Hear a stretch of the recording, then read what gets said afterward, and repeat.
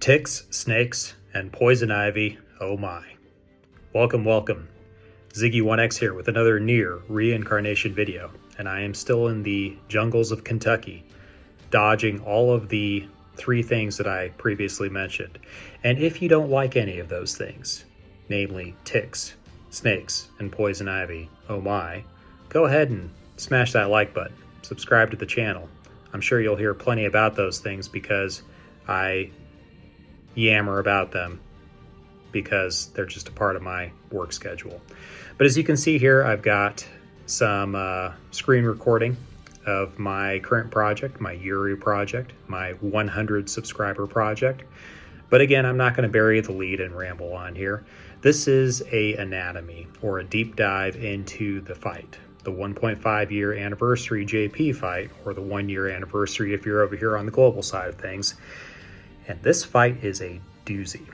All right, this is, I think, the single most, if not the single most difficult fight we've gotten in this game. It is very close to it.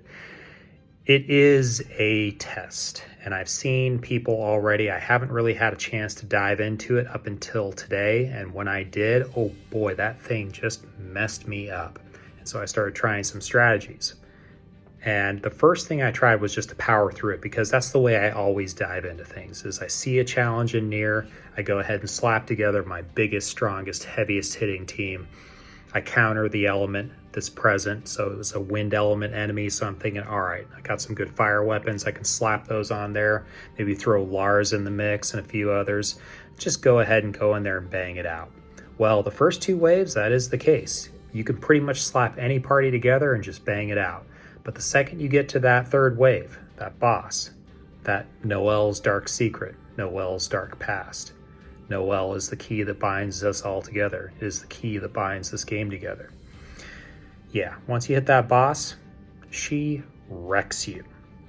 And well, there's some elements to this boss.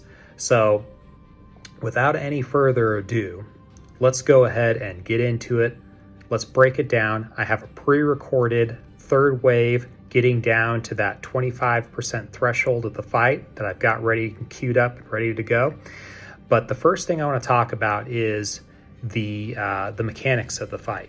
And I'll go through it and explain it again as we're going through. But the first thing that the boss does to you is it applies a burn effect. Now this is a super burn effect. Your HP drops to 1 like that. Just knocks you out. So if you do not have a way of removing that status ailment, probably bloody prisoner, Vanilla Jane is your best bet for that. Just the one that I've got, the one that most of us have. And she does a beautiful job, because not only does she remove the status effect, but she heals you at the same time, 3 times over the next 3 turns. So that is the option that I went.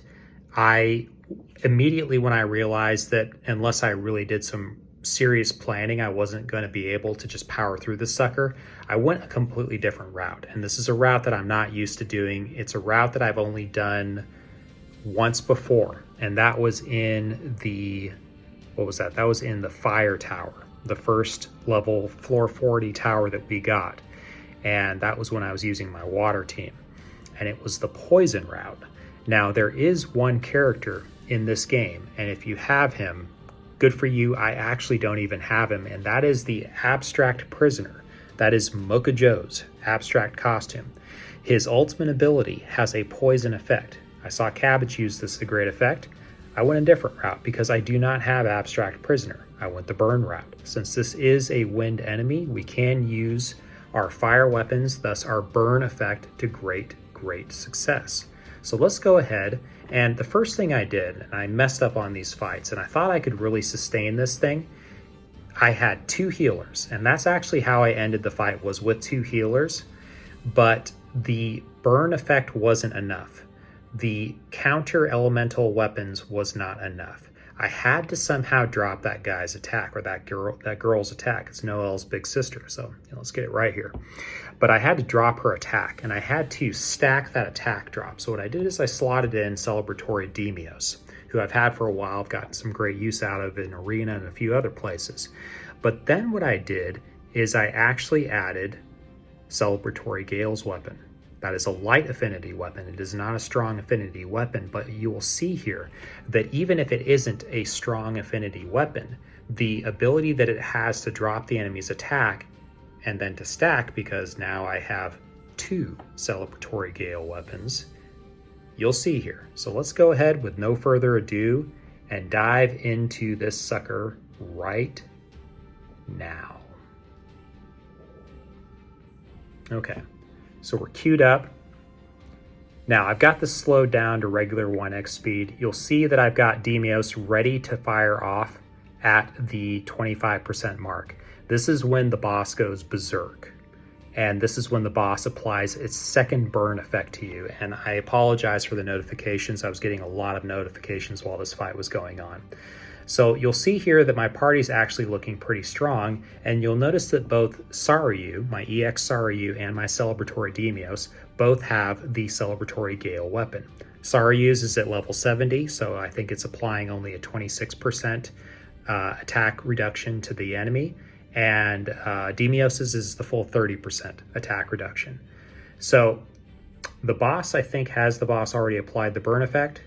Yes. Okay, so we used our Bloody Captive, our Bloody Vanilla Jane, to immediately remove that burn effect. That is really important. That is critical that you get rid of that burn effect immediately. Now the boss does go berserk at this point, so that's why I fired off Celebratory Demios's ultimate ability, which reduces the enemy attack and boosts the party defense. Now you'll see here, I've got Saryu queued up, ready to heal, and I'm trying to alternate between the two of them. I went super duper turtle for this fight. 2 big healers and a lot of attack down on the enemy. So the enemy, she isn't doing that much damage to me.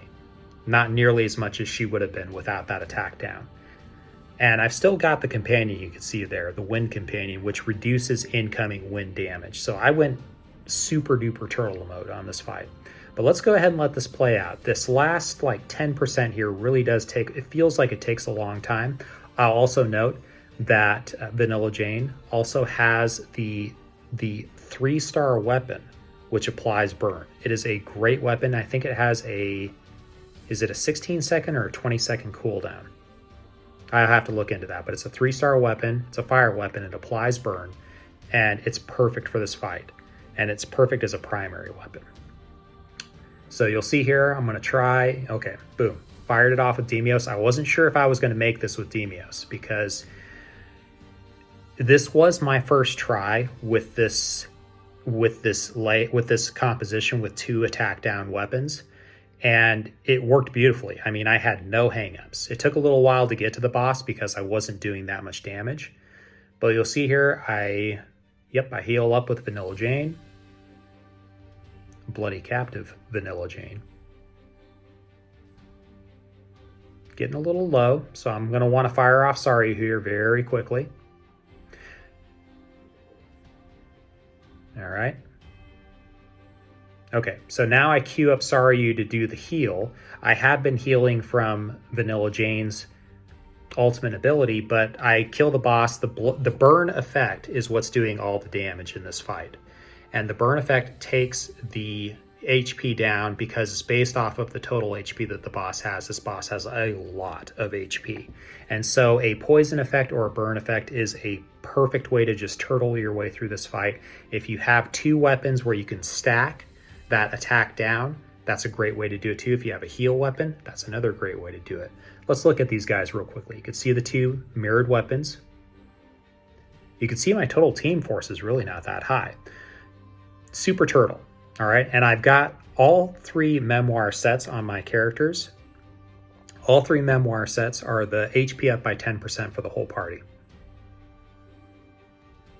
Boom, okay? And I built for HP. I built, again, this is a super duper turtle team. Whirlwind Shutdown, more turtle.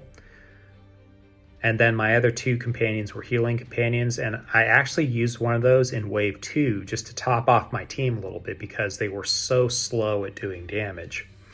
And I really didn't need much more than that, I fired off the 3rd companion just because in the 3rd wave.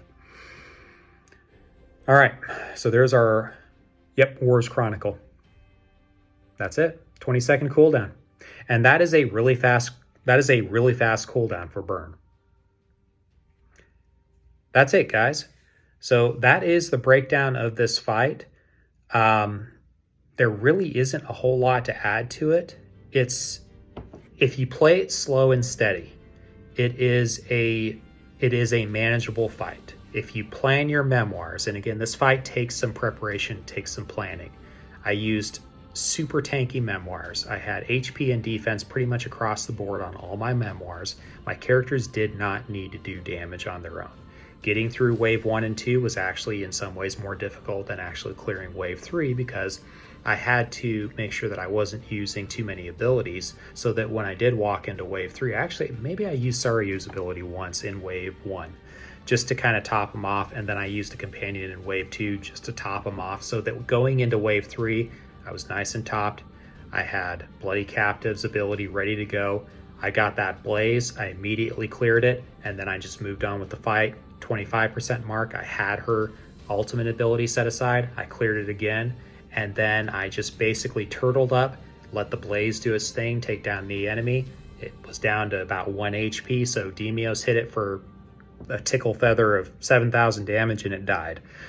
And so that's about it. That's the anatomy of this fight. The reward is good. You get 50 of the 1.5 year anniversary JP medals, and you also get the Black Pearl. The Black Pearls are worth it, but this isn't so much a fight for the rewards. The rewards are fine, but for the difficulty of this fight, they're really not. This is not a fight that is meant to be. It's just basically meant for, it's a vanity fight. That's the way I'm going to leave it. And so for those of us that can do it, I think a lot of us, I think we'll be surprised if you just play it slow and steady. If you build certain characters with certain items, certain memoirs, and you just basically build these characters to sustain and to take the damage and to reduce the enemy's attack power, it's very manageable. It's very doable. So I hope you guys enjoyed that anatomy of a fight. I hope you enjoyed watching me do a little bit of doodling on my picture. And I think that that's where I'm going to leave it right now. So until something else changes, or until we get our announcement on the 13th, I'll probably do a little bit of post coverage on that. No live reactions from me. I don't have the equipment or tools to do that, but let's find out what we're getting for the 1 year global. And I'm still holding strong on my polls. I've done good, and I think I'm going to be able to hold out. So I'm hoping that we get some ridiculous number of summon tickets that we can put into the anniversary. They'll probably announce that. If they're not telling us anything about the characters, this is where I'm going to draw the line, because I know that Yuletide Akeha, Yuletide Assassin, is an incredible character. She's an incredible, arguably one of the best support characters in the game, and she's essential for peak damage subjugation. I do not have her. And if I want to really push my subjugation, which I will be getting into at some point here pretty soon, I'm going to need her in my group. And so if the announcements come around and they basically don't tell us either A, they don't tell us anything about the new characters, or B, they are very vague on certain aspects of what exactly is going to be involved with the summons or with these characters or other things, I actually may go all in on the third banner and hopefully pick up a few extra copies of Gale, maybe even pick up an extra copy of Demios, and at least get one copy of Yuletide Assassin. So that's my plan. So I really hope they're not coy about this during their announcements. I really hope they just come out and tell us who these characters are and what they do. They don't just show us a pretty picture, which of course their artwork's beautiful, but they actually tell us what the abilities are. And then I'll be able to make a reasoned decision off of that if we're getting another anniversary character that basically does the same thing as Yuletide Akaha, and maybe it's Yuri. Maybe I'll go for that. Maybe I'll just hold off on pulling all together for these wonderful banners that we currently have, and maybe dip into a inferior banner. There is a very good chance, because these banners that we have right now are so good, that the actual anniversary banners will not be quite as good, because these are reruns of old units and they've given us really good chances at them. So I'm going to leave it there. You guys, y'all have a great night. Peace out. I'll talk to you next time. Happy anniversary to Nier Reincarnation. Peace out. Bye.